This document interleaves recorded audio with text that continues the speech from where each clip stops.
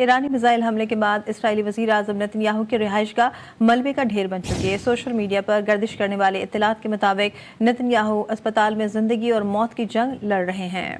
Social media पर 5 दिन से कोई पोस्ट ना होना और जारी की गई वीडियो के AI होने के शवाहिद ने अवाम में शकूक व शुबहात को बढ़ा दिया। तल अवीव में खौफ की फ़ज़ा है, अफवाहों का सिलसिला भी जारी है। माहिरीन और मुबस्सिरीन का कहना है कि इसराइल और अमरीकी इंतज़ामिया हकीकत छुपा रही हैं ताकि ईरानी सुप्रीम लीडर के कत्ल का बदला ज़ाहिर ना हो। मलबे का ये ढेर आज से 5 दिन पहले इजरायली वज़ीर आज़म नेतन्याहू की रिहाइशगाह हुआ करती थी। इसके बाद ईरानी मिसाइल्स यहाँ कयामत बनकर बरसे और अब सिर्फ खाक और धूल बची है। नेतन्याहू उस वक्त इस घर पर मौजूद नहीं थे, लेकिन कुछ ऐसी बातें जरूर हुई हैं जिनसे तक़वियत मिल रही है कि नेतन्याहू अब मर चुके हैं। इत्तलात हैं कि नेतन्याहू रामात जैन के शिवा मेडिकल सेंटर में कोमे में पड़े हैं, जिंदगी की आखिरी सांसें गिन रहे हैं। वहाँ मौजूद ऐनी शाहिदीन ने बताया कि 2 दिन पहले एक मरीज को जो मुकम्मल तौर पर कपड़े में लिपटा हुआ था लाया गया और उस वक्त सिक्योरिटी इंतहाई सख्त कर दी गई थी। गुज़िश्ता रोज अमेरिकी treasury secretary Scott Bessent Sky News को इंटरव्यू दे रहे थे कि अचानक एक शख्स ने आकर उनको रोका और कहा कि आपको सदर ट्रंप बुला रहे हैं। वो इंटरव्यू छोड़कर चले गए, लेकिन जब वापस आए तो उनकी जबान में लुकनत और कांपती आवाज ने कई राजों पर से पर्दा उठा दिया था।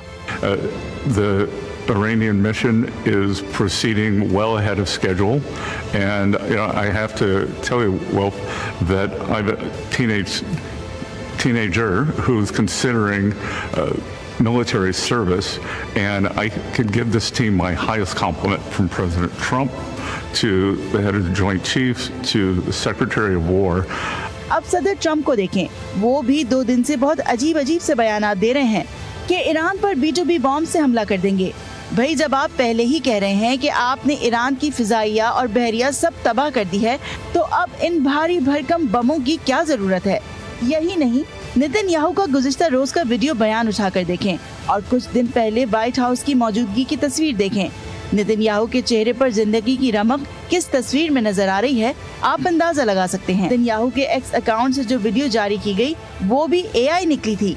उस पर बरतानवी सियासतदान जॉर्ज गैल्वे ने भी सवाल उठाया था कि ये तो काफी ज्यादा शक की बात है।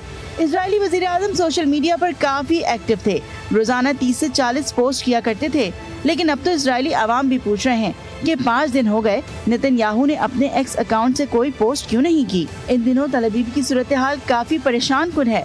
लोग घबराए हुए हैं, परेशान हैं, ये सोच कर कि अगर उनका वज़ीर आज़म वाकई मर चुका है तो अब उनका मुस्तकबिल क्या होगा। ईरान तो फिर छोड़ेगा नहीं। ये भी कहा जा रहा है कि इजराइल और अमेरिकी इंतजामिया को नेतन्याहू के मरने का इल्म है, लेकिन वो छुपा रहे हैं, क्योंकि फिर इस बात पर मुहर सब्त हो जाएगी कि खून का बदला खून, यानी ईरान ने अपने सुप्रीम लीडर के कत्ल का बदला इजरायली वज़ीर आज़म को मार के ले लिया है।